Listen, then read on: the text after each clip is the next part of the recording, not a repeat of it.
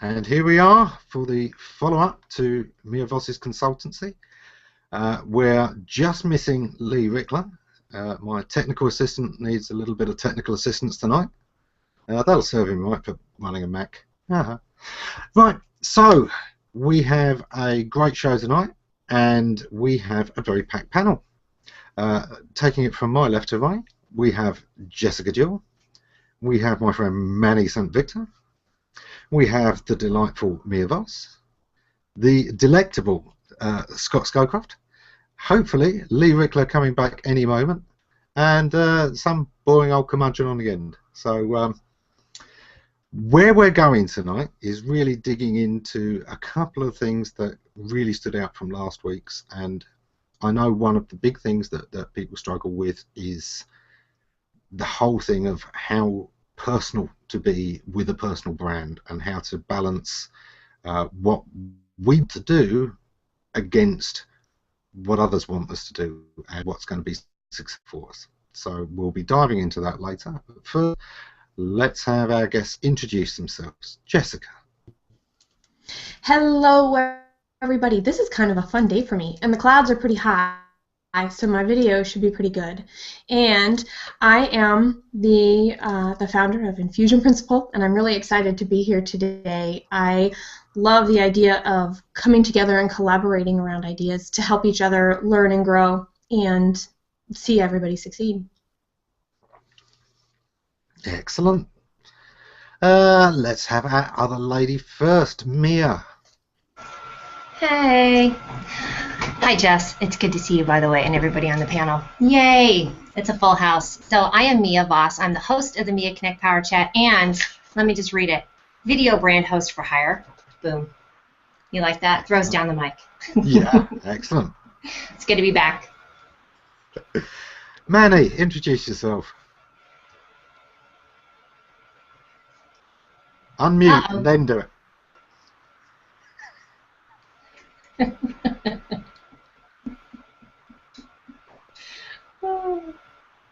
I just see his mouth moving. I love it. Oh, he has such a great laugh.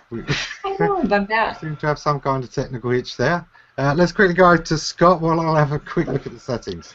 Well, coming over to me, Scott from the Scott Treatment, and I guess I'm a poster child of how Google Plus can really take a reluctant entrepreneur and give him hope for a future. So I edit videos, Hangouts on Air.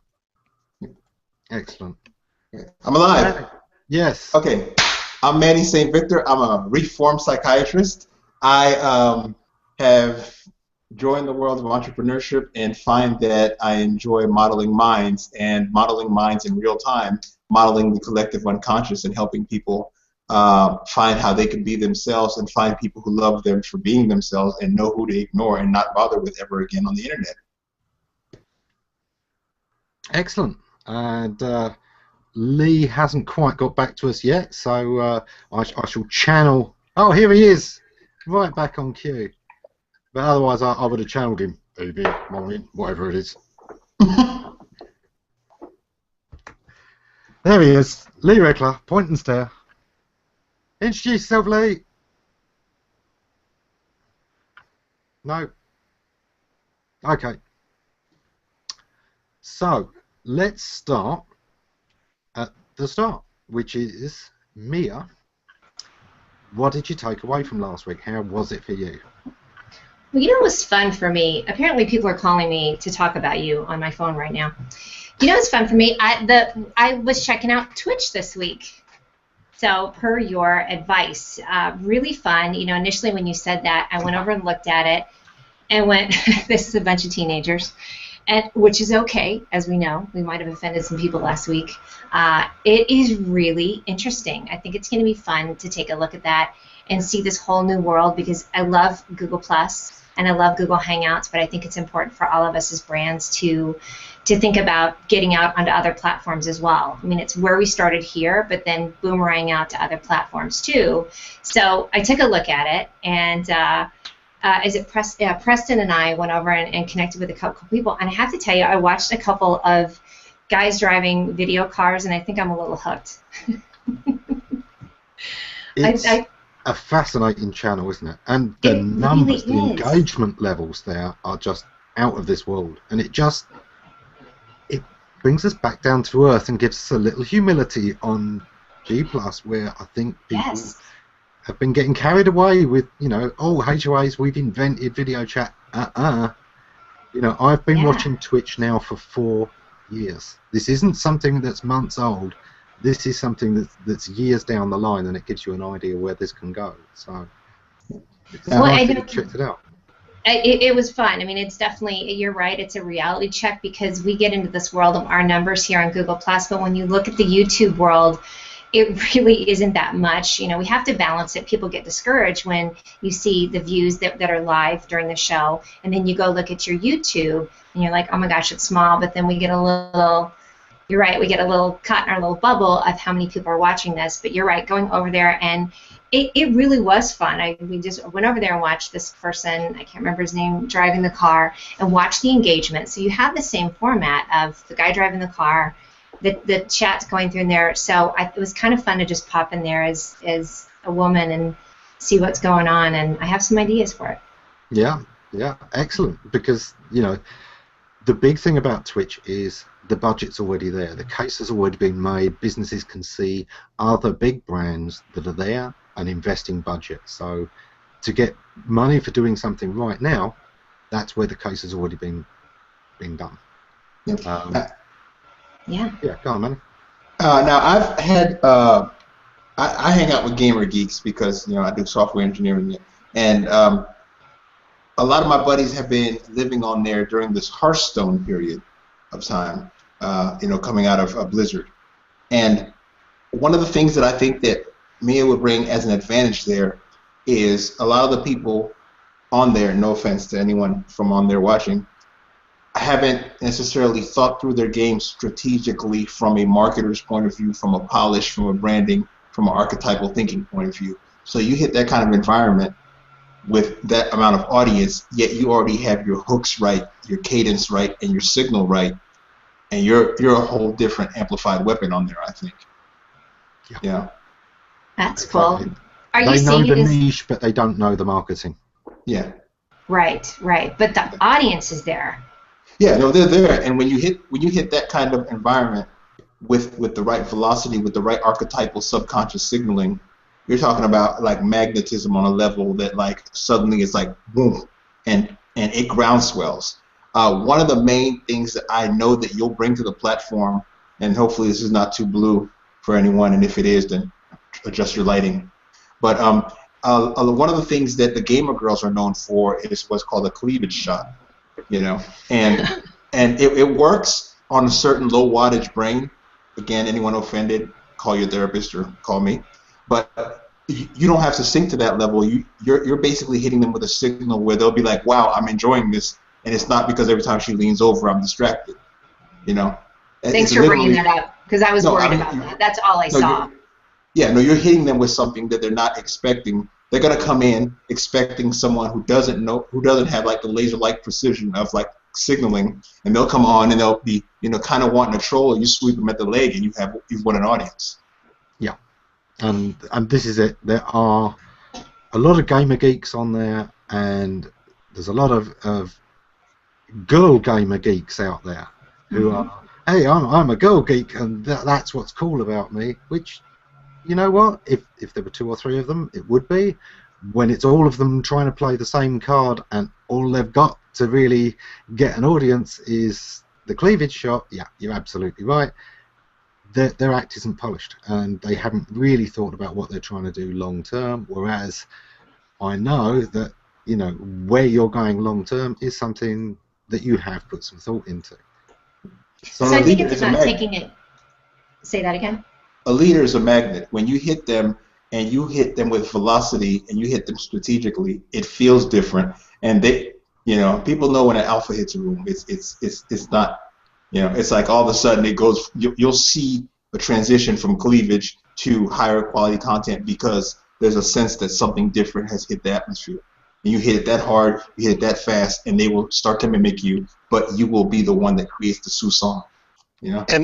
And who else has had literally hundreds of Hangouts on air to practice her craft? on this. And you've made mistakes, but those have been fine, and you've done a lot of things that are right. The Beatles spent how many months, how many years in Germany perfecting the craft, so that when they came back, people didn't know what hit them. They hit the ground running. So I think it's about raising the level. Just to jump in, you guys are talking about sort of raising the level of consciousness too, so it's not just this big gap between boobs and gamers. Yeah, you hit them so smart, so fast, so hard, so strategic that they show up and they're expecting one thing, and then you just swap them, and then they're like, "Did you see that show?" And then the girls all of a sudden they're like, "Yo, somebody just hit the atmosphere, is not showing cleavage, and is sucking up views." Yeah, and so they have to step their game up. Everyone needs a leader. And like I said, when an alpha signal hits a area, it's a force field. It's a force field for a reason, and they will mimic. And yet you will always be the one ahead because you're not just trying things. You know what you're doing. Cool. Can I ask then, just to make it really? Look at William Rock. Gamer trolls are far worse. Oh boy. No, they're easy. They're easy. Here's the thing. They're easy. They're easy. Gotcha. So, and Jess, I'd love to hear your comment too on that. I think that if you know exactly why you're going to do whatever you're going to do, I think that the rest falls into place around that. You're a natural leader, Mia. You are somebody who cares about the greater good, and you're bringing that with you every single place that you go. So whatever show you do, whatever group of people you get in front of, that shines through first and foremost. And I think that, in my opinion, what all the trolls or whatever it is, it really is, it's a matter of perspective. And if we choose to know, hey, that's going to happen, okay, it's easier for us to handle because we're not taking it personally. We're like, we know you. Off you go. Plus, you're not going in empty. Here's the way groups work. Groups go through 3 tiers, okay? The initial tier is the one where you would be vulnerable for the troll type of thing. You're coming in already with a buffer of a team of people where there's a set of, like, I think the best example is they had the study where they had a first generation of monkeys, and like every time the monkey went up to the top, they knocked it down. And then by the 3rd generation, they put monkeys in there, and the monkeys themselves kept the other monkeys from going up. You're coming in with your own monkeys. We're your monkeys. When you go in there, there's a set of values, a set of behaviors that when people try to lob something in there, you've got a family already like wrong place, wrong time, hold your breath, evaporate. One thing I'd point out about Twitch is that it is a gamer market primarily. It does have a lot of the younger crowd and a lot of the slacker crowd. So yeah, initially you can expect there to be pushback on marketing, and you'd actually need to dial it back and make it a little bit less professional, a little bit more genuine to kind of minimize that. And yeah, it is a platform where right now you probably need to have a fairly thick skin. But we'll come back to audiences and platforms a little bit later.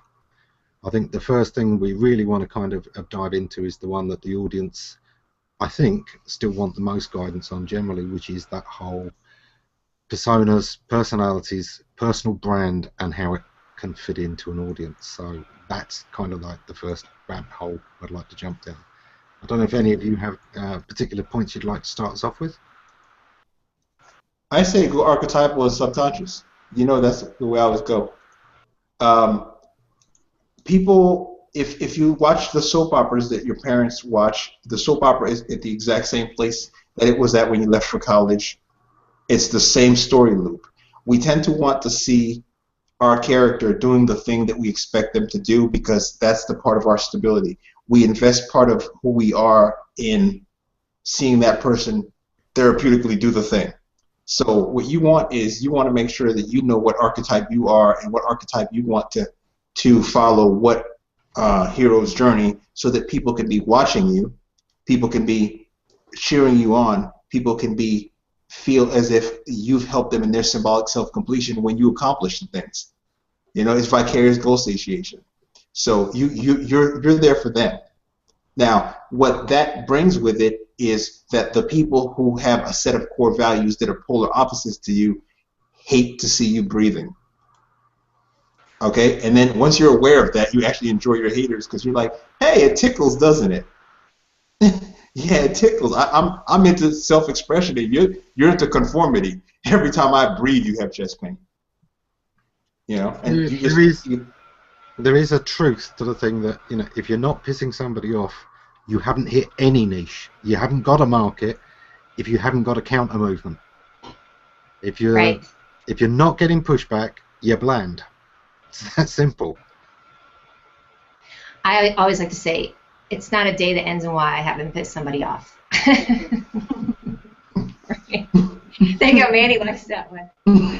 I have to go back and replay this and listen to what Manny said because it was content rich. Thank you very much. is that content rich a good thing? That's like geekerific, right? Gigalicious, I think is what Okay. you're going for. Okay, I'll take both. I feel like I put in a lot about brands last week, so I want to hear what everybody else has to say too, because it's definitely about choosing your message and then going forward with that and niching down. But what do you guys think? Well, I hear crickets chirping. I'll pop in then, and that is on the plus. We're told that we need to be ourselves, and and then to go from there.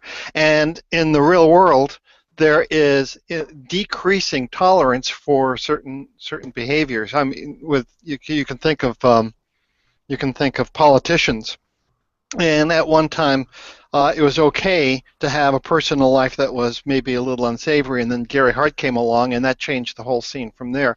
So I imagine for anyone who is making the genesis from the protected environment of Google Plus out into the real world, there may be a cultural shock, and it's something that would be interesting to examine. By the same token, those of us within G Plus and social media know that there's a different mindset out there that people didn't have before, and so we're kind of on that leading edge, and we might be ahead of the curve rather than some of the people in marketing who are who grew up during the 1980s and 1990s in terms of how they relate to their audiences. Comments? Scott, I think I'm countering that one. I think that you need to have the outgroup that hates you, so that the people that identify with you can project the hell that they have in their real world and see you going through it within their sort of imaginary virtual world.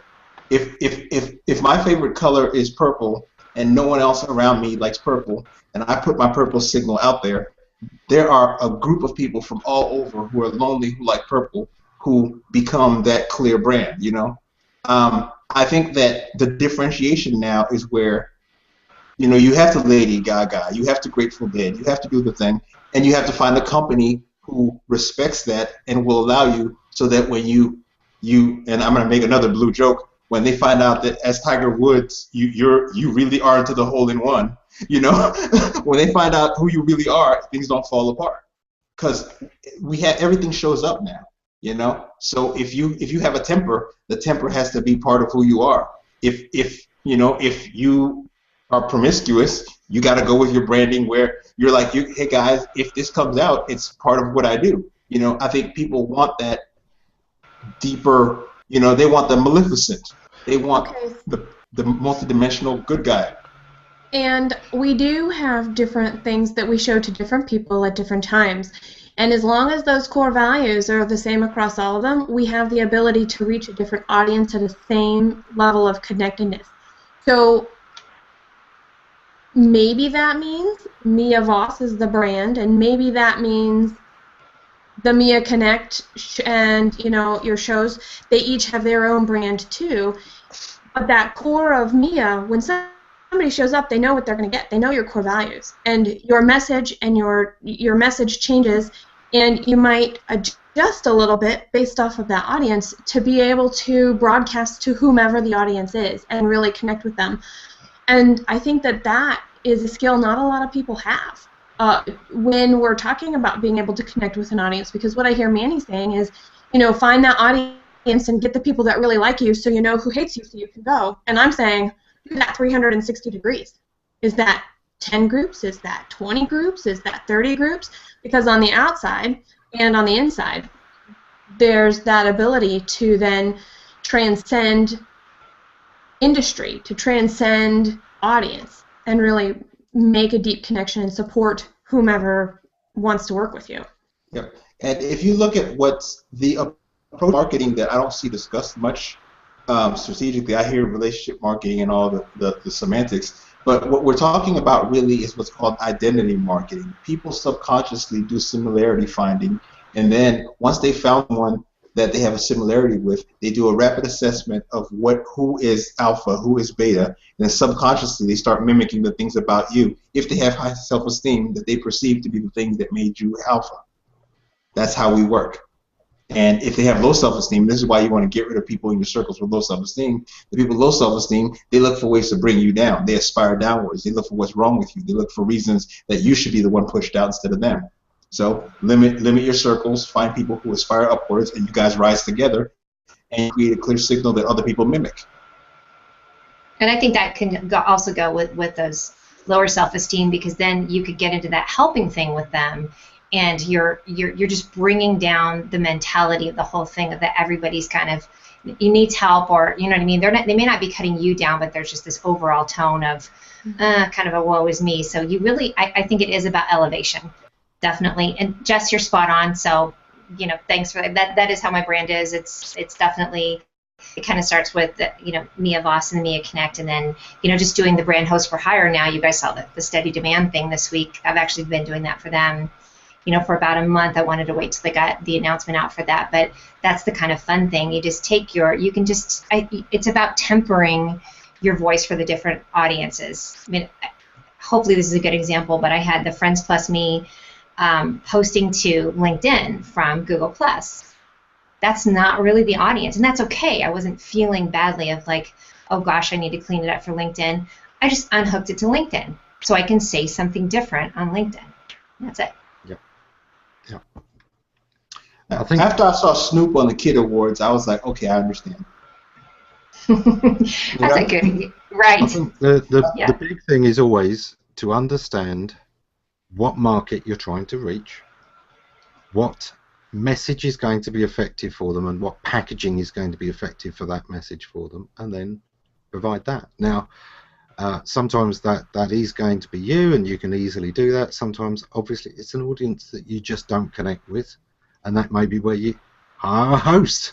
And, this is exactly where you can kind of bring this. And I think as time goes on, we're going to get a little bit more open to the idea of, okay, this isn't my audience, but I still need to kind of reach them, particularly where we're marketing our business through video. So hire a host. Now, a company that I dealt with some years ago, when we did this, we hired to be honest, B-list, C-list celebrity. Didn't cost that much. It was £500 for a day, and this was somebody that was on British television at the time, doing a science show, and it fit in exactly with what we wanted to do, which was some science experiments, and he was doing a series called Brainiac's Science Abuse. Was a perfect fit. Now, getting in a camera crew, getting in him, didn't cost that much for a day. And I think that as time goes on, we're going to see a lot more of that kind of thing happening. I think right now, companies in general aren't committing a lot of budget to video marketing for, certainly not for G+, but even for YouTube, I think the budgets tend to be small overall. They will do it for their own site though, so that's always one of the big markets. If you're a host for hire, it's got to be much more about being, the video host for hire, and them understanding that this is to produce content for their site, because that's where the money is right now. And I think isn't with that too. I'm sorry. I was going to say, and isn't it up to you too, as the host for hire, as part of your package, to say, okay, you know what? Here's how we actually be a little edgy for your audience. Here's how we actually be thoughtful for your audience. What is your perspective? And you get to then bring in people that you like to work with, that help endear you even more to the group that you would ultimately be talking to. And it's really a good use of your existing network that way too. Good point. I like that. Yeah, because I think what happens is that, and this speaks to David Amelin's semantic search concepts, where values are attractors in like nonlinear semantic space. So to break that down into non-geek speak, law of attraction. Okay. Now I like what you like what I like, and if if I have friends who are looking out for me for clients, and I'm looking out for them for clients, and we're all aspiring to be in the Bahamas because we all like that, then we're more likely to be all selling bathing suits and Jamaican music next month. You know, we work cooperatively. Whereas if you are picking people who don't necessarily, and you know, I'm using the Bahamas example because it's like, you know, it doesn't have latent religious undertones or scientific whatever. So, you know, Disney cruises. So the point is that, like, by having people who have shared interests, we're more likely to be overlapping in the same need, want, value spaces, and therefore more likely to be able to help each other with information and accelerate each other's progress instead of bringing not necessarily useful people into my life where I'm like, why would you even think that I would like this person? Yeah. But one of the key things, you know, to go right back to that whole thing of how your personal taste can obviously limit an audience, can be as simple as you mention just one time your political beliefs. You are probably not going to be hired by any company where the owner of that company has opposite political beliefs. Sometimes you will, but sometimes you really won't. And of course, you're never going to now represent that campaign. Because even if they wanted you to and you agreed to it, your audience aren't going to now like that. It's going to be seen as, oh, doesn't really believe in anything, sells out. So every time we make a decision, we are, to an extent, putting ourselves into a bracket or a sub-audience. So it's one of those things, be careful not to take stands on things you don't need to, but do take them on the things that you do need to, whether it's you need to for what you're doing or whether you simply need to for your own core values. Yeah. Well, and then that, again, with the core values, then you are going to attract those clients because, you know, we're saying that you don't want to alienate some people, but there are some people you might want to and just say, I would not represent that brand. It's not what I believe in. And on your point then, too, Manny, about this law of attraction that I love, think about how positive that is if you're attracting these clients that they trust so much in you that they're like, you know, let's brainstorm on it. And then think how easy that is when you have somebody that's like, yes, that's a good idea. And then it's so much easier to work with people that are aligned with you in that way. It's win-win.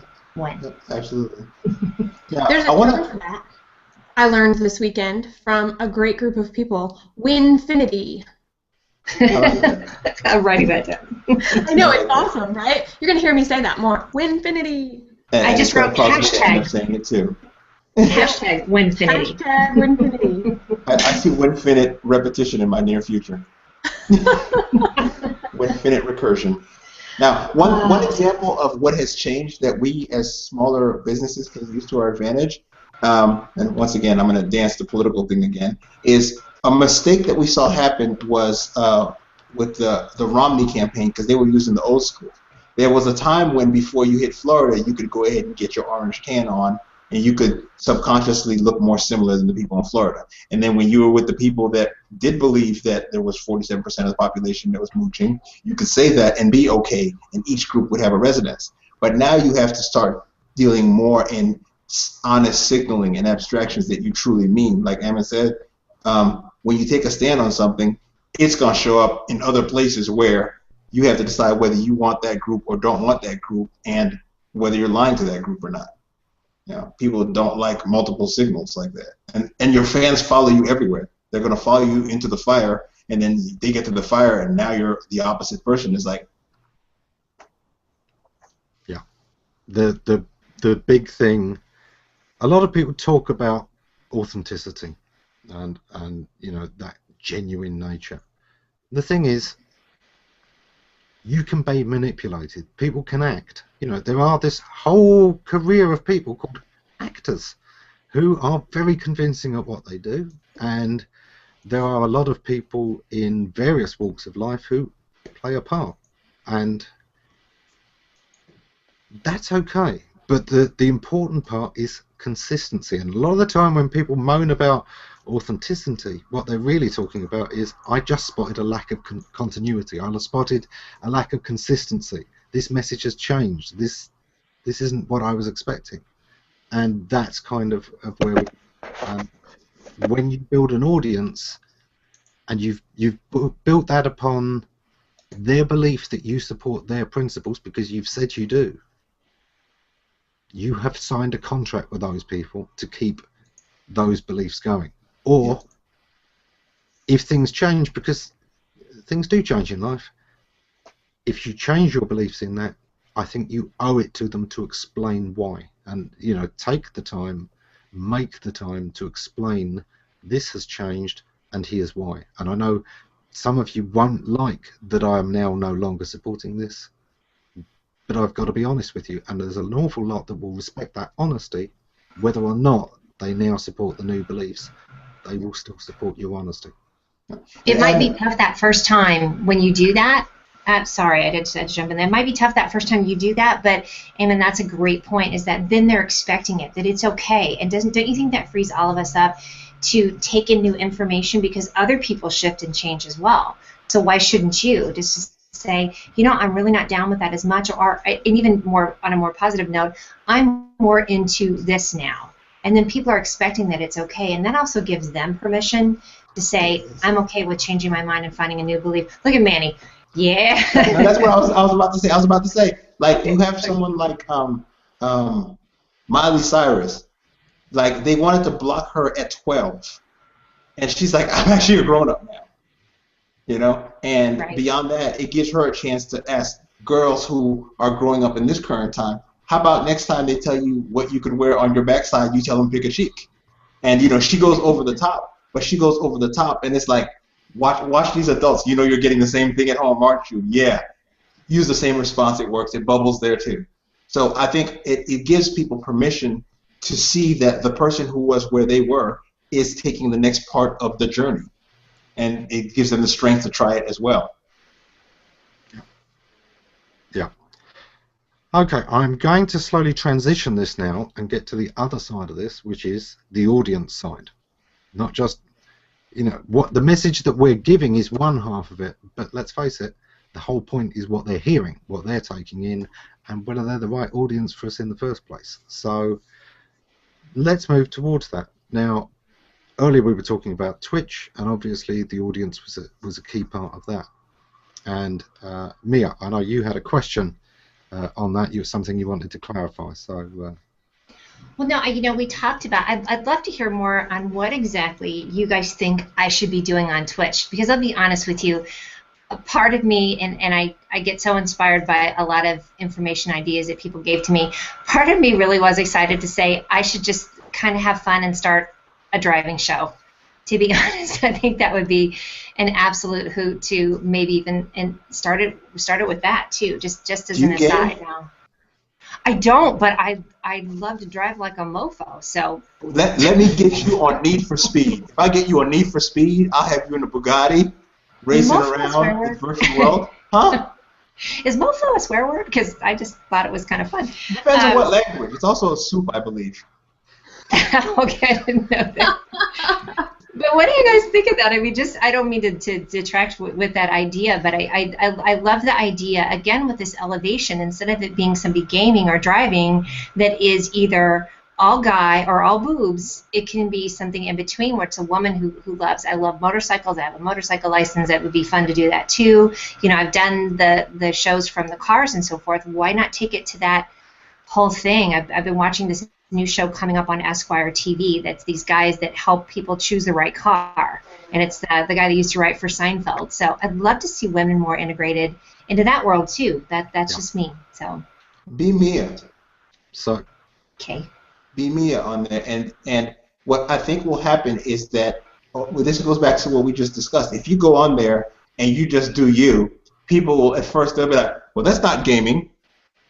Okay, I'm still watching. Oh, she made me laugh, and it's something new, and gamers are not a monolith. It's like, you know, there's a new show out, Blackish, now, and like in the black community, we're having all kind of arguments because half the black folks are like, well, this is offensive. I'm like, except that some of us act like that, and it's offensive that you would think we don't. You know, gamers are not a monolith. You go out there and you be you, that becomes a differentiator. And there are a bunch of people on there who are, quite frankly, sick of watching game after game after game. And then they're like, hey, someone on the platform gets it. Like, it's like when all we talked about was SEO on G+ for a while. It was like, true. Okay, what else can? Oh, they're talking about grapes. I like grapes. I like anything that's not SEO today. So you hit them with that kind of power, that kind of velocity, and then you integrate the driving. And the reason I said the need for speed is because it's virtual world driving, and I can get you. I had to give someone permission to go outside. Okay, it's virtual world driving, and it'll allow you to take your expertise of cars, and we can customize cars in Grand Theft Auto, Gran Turismo, or whatever, and then it allows you to have a shared lingo with them, and then you can transition them to the other stuff. That's certainly one way to go. I would certainly also think of playing to your strengths. I mean, you've spent a lot of time talking with brands, and the whole point of moving there is, yeah, to play anyway, but as a host for hire, that's where the money already is. So I'd start out with a show that looked at the brands that are already on Twitch. So a Twitch show about Twitch, about the business behind it, about how different companies are using Twitch effectively, which lets you get to know them, get to know the companies that have already invested and put money in, and get them to know you. So that would be the fastest route to getting money as a host on Twitch. The second one is, yeah, branch out. Be Mia, get your personal brand on Twitch, show that you can build an audience, which again then lets you go to any other company and say, look, I already know how to get an audience on Twitch. Would you like me to do it for you? Yeah. That's excellent. I love. I'm going to play that back. The first point, and then I think I can start a show called Biddy on a Bike. Well, and yeah, that goes there. If your core brand is still, you still want it to be Mia and the Mia Connect, why not use this platform and some of your comments and some of the where you choose to contribute, not when you're being hired by somebody else, but when you're choosing to contribute, to draw the awareness to your platform outside of Twitch and bring them to you and help them see their bigger, wider world too.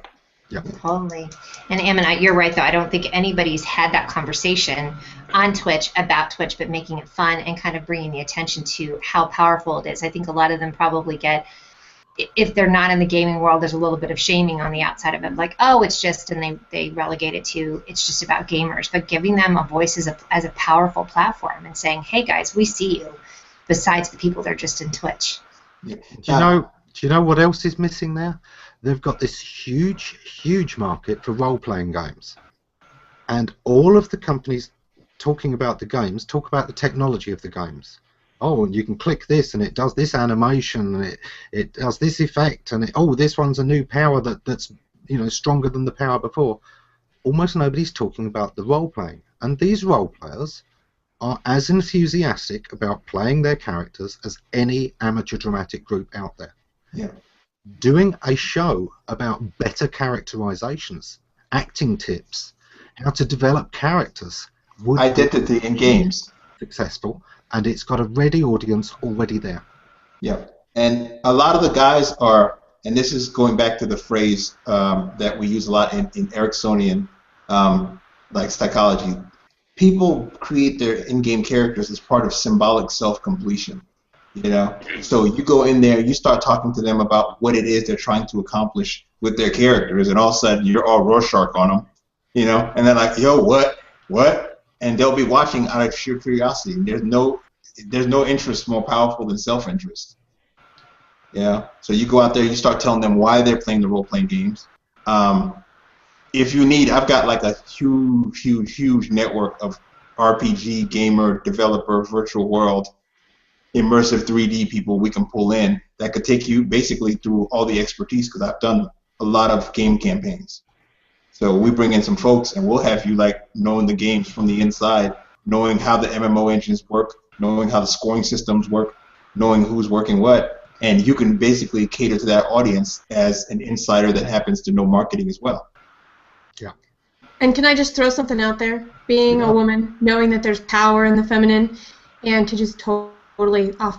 Why not talk about the brains behind the boobs? And you get all these beautiful gamers that are women, and see their intelligence, and just share that so that we can have a different presentation there. We can actually show up not having to fit in this certain way or feel like that, but actually go, hey, there's some really smart ladies here, and check out what they do in their day jobs, and check out what they do in their communities. There could definitely be some offshoot empowerment going on from that, Jess. I agree. Absolutely. Especially after this week we had with that crazy Microsoft CEO. We need it. We need it. Mm-hmm. So, I think we all see immediately that the minute we start to apply a little bit of lateral thinking, we can see 100 ways to hook into Twitch that isn't being done. So we're not even having to compete be the new kid on the block doing the same thing as everyone else. The whole point is to do something different and be the only one in our game doing that. So what I hear is taking a leadership role, and Ammon and others, I have a question for you, and that is, what does success look like? Is it a hockey stick, or is it slow but steady, or how would as things go by, you know that you're successful, and what sort of time frame are we realistically looking at in this age of internet? 6 weeks, 6 months, a year and a half? Normally you're looking at anything up to 2 years for these things to really grow. And let's face it, blogging, you're looking at 2 to 3, where you just keep doing it, and that audience starts to build. But there's always the chance that in the first week or two, somebody will see it who is, an influencer or reports on things or just absolutely gets it and talks about it, and suddenly that conversation takes off and can kickstart it. But usually, I'd say you're looking at probably 6 months to a year for it to pay off, for it to reach that kind of level. But I'd be very surprised if, with conscious effort and knowing what you wanted to achieve, I want to set up meetings with certain companies that can hire a host, you should be able to achieve that in 6 months. You should, because you know exactly where you want to go. And one thing I've had work well to accelerate stuff like that is being platform agnostic. A lot of times we do the functional fixedness where we're like, okay, I'm going on Twitch, I have to build an audience. Mia has an audience. And if you tell people, hey guys, we meet on the mailing list, and on Tuesdays we hit Reddit, on Wednesdays we hit Twitter, and on Thursdays we are twitching it up. I need you guys to show up if you are my fan base. You hit Twitch. Velocity is velocity. When someone shows up out of nowhere and they have a team with them, people suddenly have this thing it's like the hot chick that shows up at school, and you're like, well, hell, I gotta be her friend quickly before she realizes how hot she is. She knew she was hot when she got there. I love how you break it down. That's awesome. You show up with velocity. You show up with confidence. You show up and tell a troll, F a troll, and you roll. And when they come at you with the little teenage boys thing, you're like, Heisman. And then they're like, oh, okay, I'll go back to the corner just like in the real world.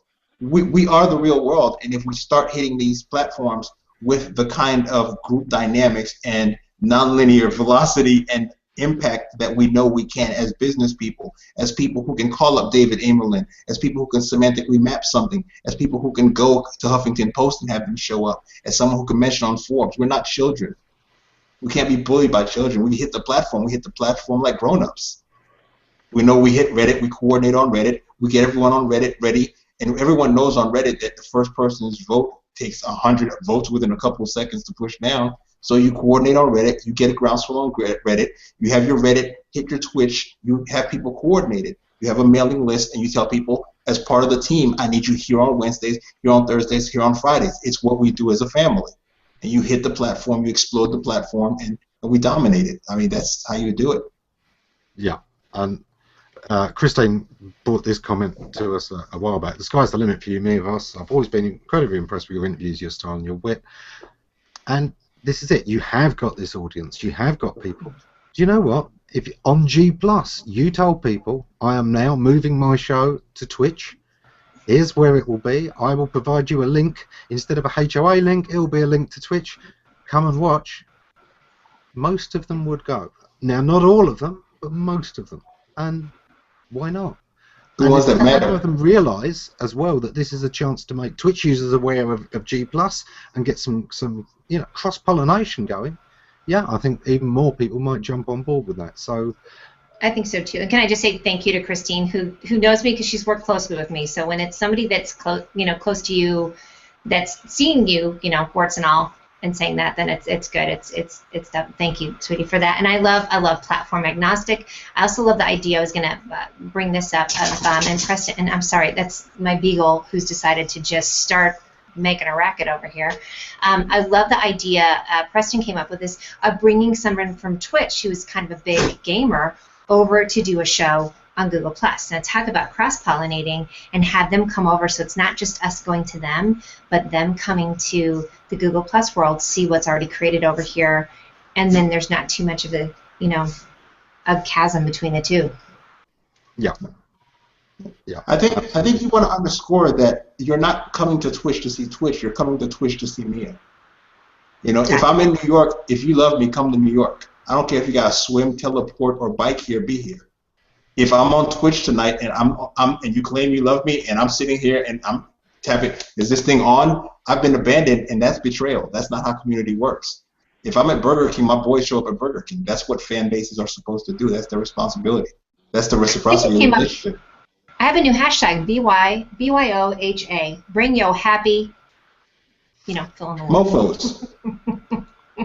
sorry. Agnosticism. Yeah. Bring yo happy. Please say what his meaning of mofo was. He put that in the comments. I'm telling you, it's a soup. It's a soup you eat with a fork. That's me, so I'm sure it is.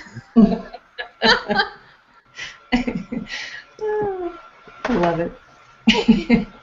Okay, so we had one more real kind of rabbit hole to go down, which is a question that Daniel gave us last week, which was, do we think that self-producing and self-publishing in video could lead to a professional career in broadcasting? So much more like the kind of traditional media. Now, Scott, I know you've spent your time in radio and broadcasting, so I'd like you to take the first crack at this because you know the industry and you know their mindset. Well, at the top of my list of things I wanted to say is how Mia is a world-class interviewer, and when she interviewed Temple Grayson, who is both in animal rights activist as well as the autistic community. Right. What I saw was someone who was at the top of her game, and I'm talking about Temple Grayson, and the rapport between Mia and Temple was just immediate. There was trust. She opened up absolutely terrifically.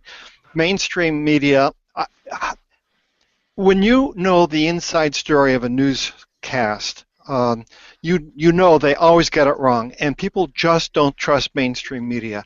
And now here's someone on the outside who's coming in genuine and who has a good rapport and a good sense of humor and so forth. So I think that there is a market out there of people who want something that's fresh, that they can actually believe, something that's genuine, that's not jaded. And people who grow up in the industry are going to either toe the line because mainstream media is owned by just a handful of corporate interests, and those who toe the line and are basically talking about what is acceptable, they're the ones who are promoted. And now Mia can come in from the outside and they won't even know what hit them, and people will love it, in my opinion.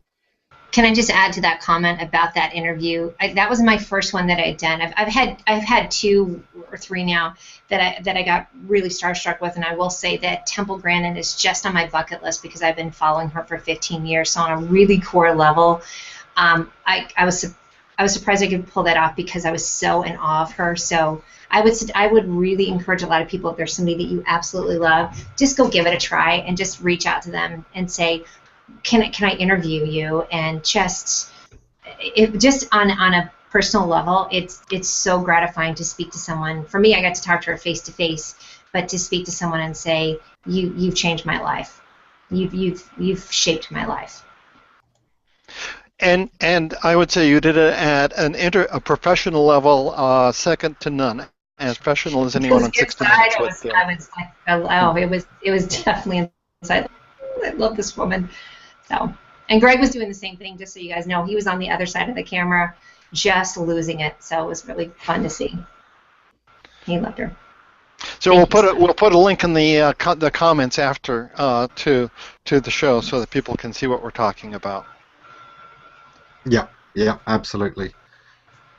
So, I do think that there's an opportunity, though, for the YouTube stuff to stand alone and really promote, because you get to do that. You get to do your own thing. You have your own message. That's where you get to see the core Mia in the flesh, and it can be 1 minute, it could be 5 minutes, it could be 20 minutes, it could be an hour, it could be whatever you wanted. But having something that you're doing on your own, in your own space, that you're just putting up there to wait and see what happens, or not even caring about that, you knowing that people are going to be coming to check you out.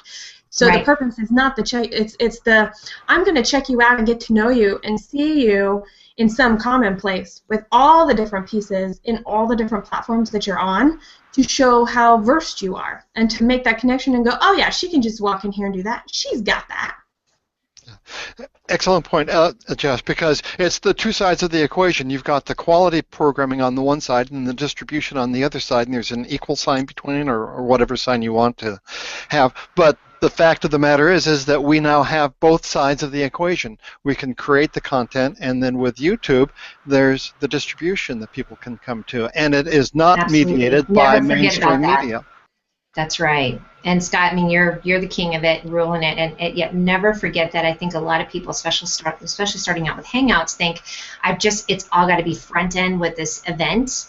And you know, Ammon, you made a good point too when we were about making comments. That there's a way to also make it evergreen, so that later on it plays and it doesn't feel dated at all, like a bad '80s movie. You know, it's just more of like it can stay fresh because you're thinking in terms of not just the here and now, but who's going to watch it later and who's going to find it to be fresh as always, because it's really focusing on that guest or the point or the topic. I was with you until you said bad '80s movie, because I don't know what that is. You don't think there's a bad '80s movie? No, I don't. I just watched Lost Boys the other day. Dirty Dancing. I was just watching Dirty Dancing, and it took me back to like I thought I was grounded for a minute. You know, I was watching Purple Rain, and it was good to me. And so, you're speaking my language. So one of the actual sort of key points there is, you know, when you're doing a hangout, it's all too easy to start calling out all your friends that you see commenting. Unless it's relevant to the topic, resist it. Jump into the comment, but by shouting out lots of people that they don't know on YouTube, you're making it seem cliquish. You're actually putting off some of that audience. So when somebody's got a relevant comment, pull it up, great, because it's a germane point. It shows that the audience are engaged on the topic. But when it's just that you've seen your friends and you say, hi, that's going to actually not work for a YouTube audience. So be careful of even putting it into your video in the first place. Use the comments for that. Although Yassine, we did like your comment last week. Harrison do that well, though. What does Amy do differently with that? Because I've seen her use that effectively, though. Is it that she just has skills and we just need to like understand her ninja, or she puts it? I do that a lot with mine. Yeah, I do that a lot with mine, just more to, it is a balance for me, but that's my style. You know, I know last week we did that with Yassine, but he had a good comment about Hangout hosts. So you do have to balance it a little bit, especially for podcasting. That's the other thing, too, if you're choosing to do podcasting, which you can edit it out, which is great. I mean, honestly, you can edit it out on YouTube, just depending on what it is. So I think it's a balance. You don't want to completely be, I'm not recognizing my audience. And I will say, I think that's the one thing that some brands have done not well, that's the right way to say it, on using Google Hangouts, is they haven't acknowledged the audience at all. Yeah. Have you guys seen that? They'll do a Google Hangout, they'll invite everybody, and we're all excited, and then we're there, and just there's nothing. So there's no acknowledgement. So I think there's a way to balance it that can be editable, right, Scott? Yeah. And you know, and I would add to that, as a host, how we use words around that, because I think bringing in comments from the audience that add to it is like saying, here's the latest book I'm reading, or here's a quote from somebody that I really care about that's useful and pertinent. They become your version of, dare I say it, name dropping, and it's in real time and it helps the audience, but it doesn't take away from the evergreening purpose. And Ammon, I think that you're the good point, Jess. You were the very first person, I think, to point out that the audience really is, well, kind of like a prop, or it's another member of the cast. You get your energy from the audience and give it back. So I think that if one has the resources to do post-production, go for whatever it is that you can with the audience. Or the other component is just to up your pre-production, and then during the production have technical people and have hosts and so forth. It's just that on the Plus, we're all doing it by ourselves. So, we're technical directing and hosting and doing everything else. So it has to be more in post-production, simply because that's the nature of the medium. Yeah. And one more point on that: don't not do it because you can't do it exactly right at the beginning, because you can do a ton in post-production. One comment I'll quickly pull up before I sort of hand it over for last words is Donald Brandt here has said Twitch is for kids. Twitch is for kids. First, I find out how and when you get paid. People are willing to pay for expertise in the field. Twitch will take a long time to learn, is his 2 cents. Yeah, I think you're kind of missing where I was going with this, Donald, which is that's where the money already is. Watch some of the productions there. There are companies already spending $1 million to do a show. Yeah. They're not stupid. Kids follow trends. Stadiums with 10,000 people in to film some of these eSport World Championships. They've got 4 hosts, a full TV studio, and 80 cameras in some cases.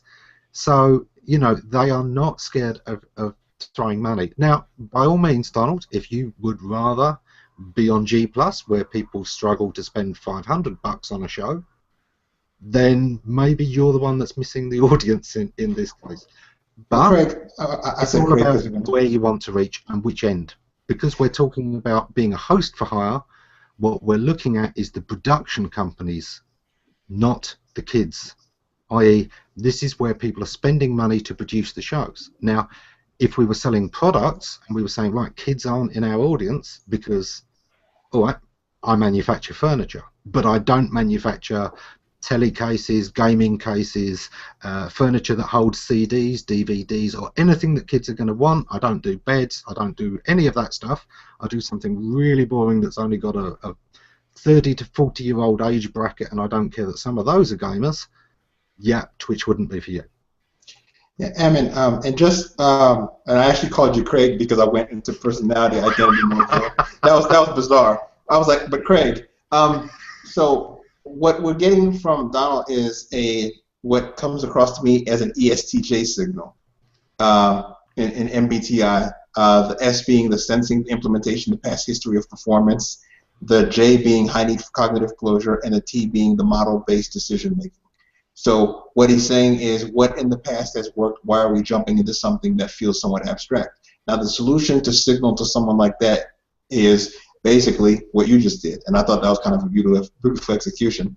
I'm sorry, I geek the light phantasmic when that happens, but like, I enjoyed the way you answered that, because to me, it makes me happy when people get more and more aware that that was a message sent in a specific channel of consciousness, and it requires an answer that doesn't go all angry because the person is not seeing what you're seeing, but that you bring your vision down from the abstraction into the linear and the past history of performance. I think I have said that 3 different ways, and I'm done now. There's a lot of people who don't get the abstract. This is something we covered on your show, Manny. For some personality types, abstract stuff doesn't work. So if they've got a business that's about cleaning, it doesn't matter how similar an accountant's business is and what examples I show them, their first response is going to be, but I'm not an accountant. Yeah. Because the abstraction just doesn't work for them. And, that's fine. I don't mind. The abstraction here isn't an abstraction, Yeah. When you're a host for hire, your market is the people who make the shows, not the people who watch the shows. Yeah. And I think it's important not for people to see that pattern of alignment, core value alignment. That transaction is where a lot of times money gets missed. Because there is a signal you can send where it could be like, oh, actually we're saying the same thing and we have the same goal in mind. Let's use the 2 skills and get the benefit. Okay, well, we are on the hour, and my goodness, it has flown by this week. So I'm going to ask everyone for last words, really. And Mia, I'd like you to start, considering this is a show in your name. Oh, it takes a village. That's all I got to say. That was really, really good it was good for me. I'm going to end with that. It was good for me. I'll be rewatching again. Yeah, no, my fist bump. I did take a ton of notes, and in all seriousness, thank you to all of you, Aim, and thank you for leading this well for us, and then for everybody putting that in, and then I'm going to go back and rewatch it because I think there's a lot of takeaway that's not distracting for me, but really edifying. Boom. Throws down the mic. Scott. Thank you. Scott, me? I'm next. Well, all I'm going to say is that I'm just bat crap crazy. I have to unmute myself to laugh. Lee, I know you kind of missed out on your intro at the start. I did, yeah. First of all, I want to apologise to everybody for my below par technical abilities tonight. But it goes back to the old saying: if you want to better yourself, surround yourself with better people. And if it wasn't for the rest of the crew, then of course I would have looked really bad, wouldn't I? So I just snuck in around the back there and kept quiet. It's one of those things. Have backups, you know. Yeah. If something goes wrong with my connection, I got trust in you. If something goes wrong with yours, I'm still here. So Yeah. It's one of those things. It's definitely worth knowing on a show. Don't try and handle it all alone. Don't try and fly solo too much. It's always worth having a co-host. Jess. I agree that it takes a village, and in fact, it takes two kinds of villages that you kind of have to figure out how to mesh together. The first are the people that are going to lift you up and surround you and give you that support because we all are in the same boat and we all want to see each other succeed. And then the other one, yes, they want to see success, but they think enough differently to kind of poke the bear and make sure that we are on track and have some sort of your own personal counsel to check in with and be accountable to and create specific reports for that you're thinking about what those goals are and how do we give those back to our council so that we can make sure and in this case us as your group, how do we keep going? How do we help you and support you on your path to leverage all of that knowledge for your success? Yeah, absolutely. Manny? I was on a show with Jess and Mia, and I didn't stutter. And now he throws down the mic. Well, there's one other absolute star of this show that needs calling out, which is our audience. I've pulled up so many comments this week. We've had some great questions, and I'm really looking forward to the deep dive into those. But for this week, we're out of time. Thank you all very much for joining. If you've enjoyed this show, please hit a plus, subscribe to the channel, anything that helps us get this message out to a wider audience. Thanks a lot, and take care.